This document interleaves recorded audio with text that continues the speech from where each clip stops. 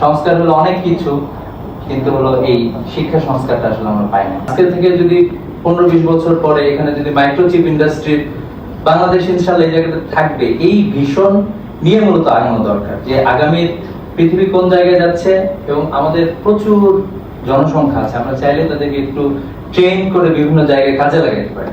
তো আমার মনে হয়েছে যে এটা আসলে আমাদের জুলাই বিপ্লবের পরে এটা একটা বড় ব্যর্থতা যে আমরা এই রিফর্মটা নিয়ে আসতে পারি না, যে রিফর্মটা মূলত এডুকেশনে আসার দরকার ছিল। আমরা এই যে একটা শিক্ষা ব্যবস্থার কথা বলা হচ্ছে, এই শিক্ষা ব্যবস্থায় নানা ধরনের সমস্যা, যে একটা বডি মাইন্ড এন্ড সোল একটা মানুষকে আমরা তৈরি করতে চাচ্ছি, এই বিষয়টা আসলে আমাদের শিক্ষা ব্যবস্থায় কেন যেন মিসিং সবসময়। আমরা একটা মানুষ পাচ্ছি না, যাদেরকে পাচ্ছি তারা আসলে ওই জায়গাগুলোতেই বারবার আটকে যাচ্ছে। একটু দেখা দরকার যে যারা আগায় গেল তারা কি জন্য আগায় গেল, কোন জিনিসটা তাদের কাজ করছে, ক্লিক করছে, ফাংশন করছে। এই জায়গাটা শিক্ষা সংস্কারটাকে আমি বিশেষভাবে মানে এটা করার জন্য আমি বিশেষভাবে এটা হচ্ছে মেনশন করতে চাই। এবং আমার মনে হয় যে শিক্ষা নিয়ে একটা পুরোপুরি শ্বেতপত্র প্রকাশ করা দরকার ছিল, কোথায় কোথায় সমস্যা আছে, কি কি সমস্যা আছে, কোন রাগঢাক ছাড়াই কোন কোন জায়গায় ফাংশন আমাদের লস হচ্ছে, এটা খুব ভালোভাবে নিয়ে আসা দরকার ছিল। এরপরে হচ্ছে যে আমাদের শিক্ষা সংস্কার কমিশন, যেটা দরকার ছিল, অনেকগুলো কমিশন হইলো, কিন্তু শিক্ষা সংস্কার কমিশনটা হয় না। আমাদের তরুণদেরকে আমরা কোন জায়গাটা দিয়ে আমরা সামনে নিয়ে আসবো, যে তরুণরা বিপ্লবটা করলো, নেতৃত্বে তরুণরা ছিল, অন্যান্য সকল শ্রেণী পেশার মানুষ তরুণদের সাথে নেমে আসছিল, তাদের জন্য যে জায়গাটা, এই জায়গাটা আসলে আমরা তৈরি করতে পারি না। সংস্কার হলো অনেক কিছু, কিন্তু হলো এই শিক্ষা সংস্কারটা আসলে আমরা পাই না। এই জন্য এইটা হলো যে আমাদের একটা বিশেষ দাবি।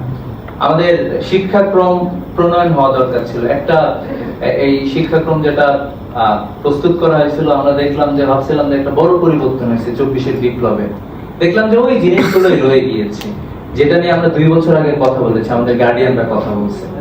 শিক্ষা যে একটা পরিবর্তন দরকার, পাঠ্য পুস্তক যে পরিমার্জন দরকার এবং শিক্ষাক্রমে যে পরিবর্তনটা দরকার, এই পরিবর্তনের জায়গাটাতে আমরা দেখলাম যে বিগত সময়ে কিছু পরিবর্তন তারা নিয়ে আসছিল, স্কিল তো শিখায় নাই, নানাবিধ বিষয়গুলো এখানে নিয়ে এসেছে।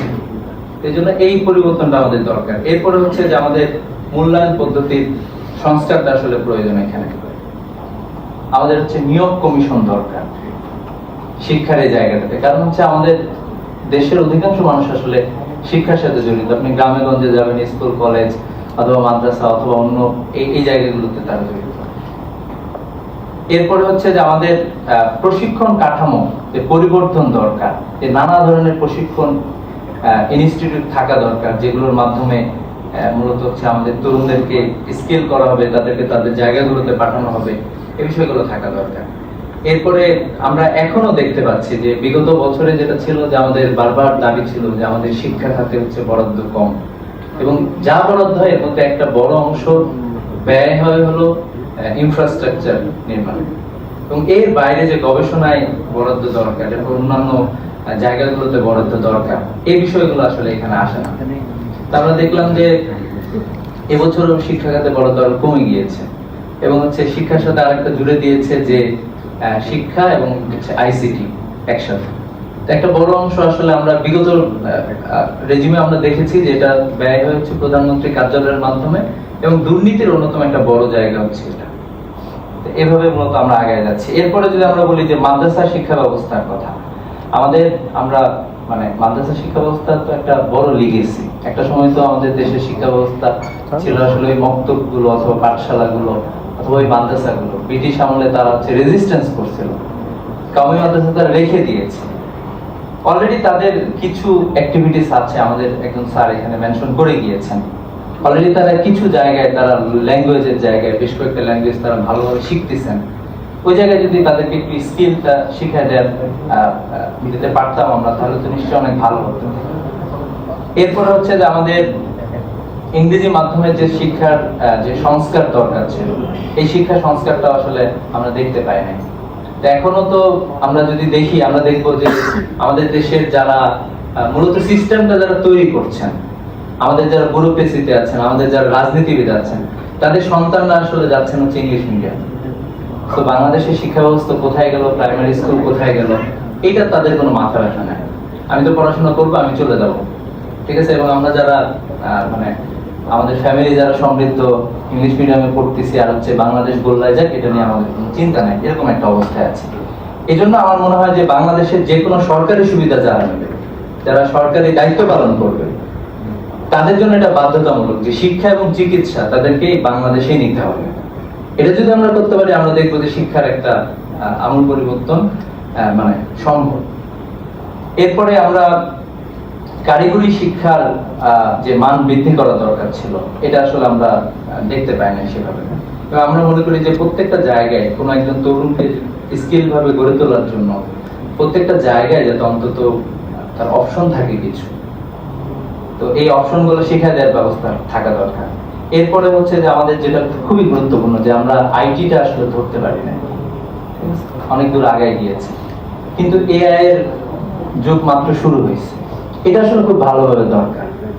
তো এইটা আমরা খুব ভালোভাবে ধরার জন্য আসলে কিভাবে কি করতে পারি, আমার মনে হয় যে প্রত্যেকটা ইনস্টিটিউশনের রিফর্ম তো দরকার। সবচেয়ে গুরুত্বপূর্ণ হচ্ছে শিক্ষা, এটাকে আমরা যাতে ভুলে না যাই এবং এটাকে যদি বিশেষভাবে গুরুত্ব দিই। তো এই প্রত্যাশা রাখছি। আমি আজকের স্যার আছেন, চমৎকারভাবে উপস্থাপন করেছেন। আমি একটু বিশেষভাবে পাইপ্যাডকে অনুরোধ জানাবো যে শিক্ষা নিয়ে যাতে একটু বিশেষভাবে কোন একটা আয়োজন করা হয়, প্রয়োজনে শিক্ষার ডেভেলপমেন্ট এই জাতীয় জায়গাগুলোতে যাতে আমরা ফোকাস করতে পারি। আমরা দেখলাম যে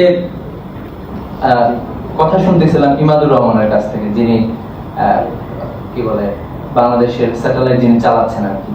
উনি বলতেছিলেন যে তার একটা ভিশন আছে। উনি বলতেছিলেন যে 40s এর ওই সময়টাতে বাংলাদেশে যত ইকুইপমেন্ট আছে, যত মানে ইনভেনশন আছে, এগুলো উনি বাংলাদেশি প্রযুক্তিতে উনি স্যাটেলাইট চালাবেন আর কি।